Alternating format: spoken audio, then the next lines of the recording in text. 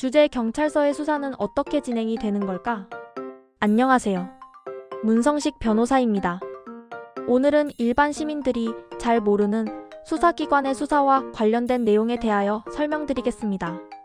형사사건의 첫 단계는 수사입니다. 수사는 경찰 또는 검찰이 범죄 혐의를 포착하여서 진행을 하는 경우가 있는데 이를 인지수사라고 부릅니다.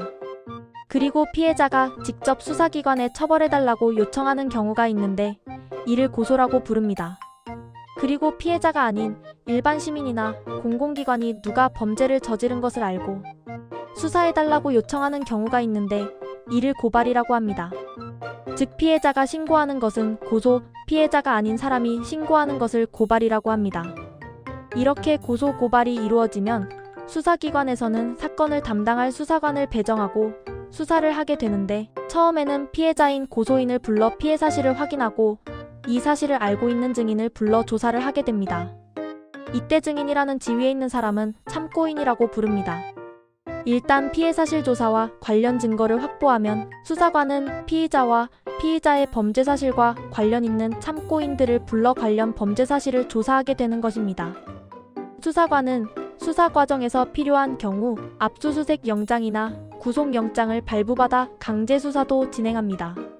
가끔 의뢰인이 은행으로부터 자기 계좌 거래 내역을 수사기관의 요청에 따라 제공을 했다는 우편물을 받았는데 왜 반년이나 지나서 알려주냐, 은행이 문제가 있는 것 아니냐고 문의하는 분들이 있습니다.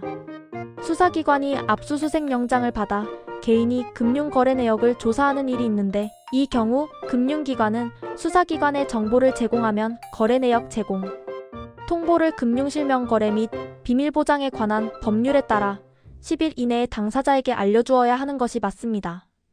다만 수사기관이 수사에 지장을 받을 우려가 있을 경우 6개월 범위 내에서 통보를 해주지 말 것을 요구할 수 있도록 되어 있기에 뒤늦게 통보를 받는 일이 벌어지는 일이고 이는 금융기관의 잘못이 아닌 것이니 오해를 할 필요는 없습니다. 실제로는 극히 예외적이기는 하지만 법에서는 또 다시 6개월간 연장하는 규정도 있습니다. 수사 과정에서는 수사를 받는 사람을 구속해서 수사하는 경우가 있는데 이를 구속수사라고 부르지요. 그리고 구속하지 않고 불구속으로 수사를 하는 경우도 있습니다. 이를 부속수사라고 합니다. 그러면 어떨 때 구속을 하고 어떨 때 불구속을 할까요?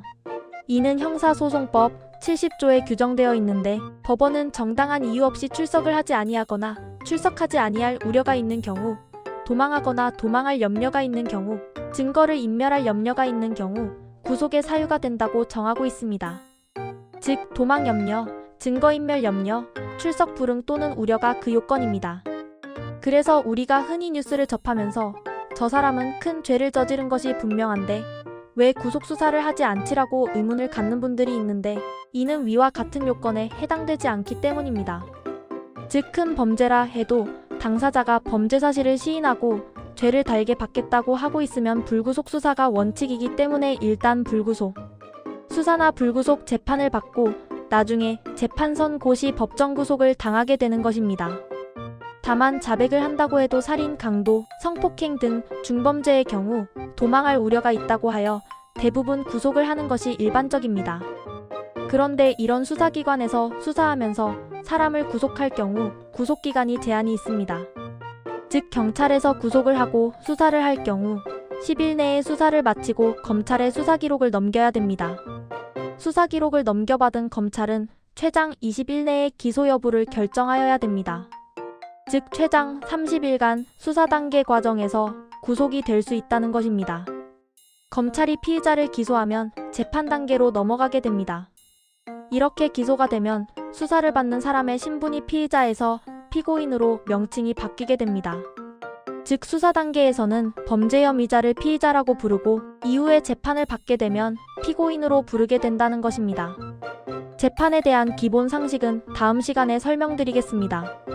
오늘은 수사기관의 수사와 관련된 기본 상식을 알려드렸습니다. 지금까지 문성식 변호사였습니다. 감사합니다.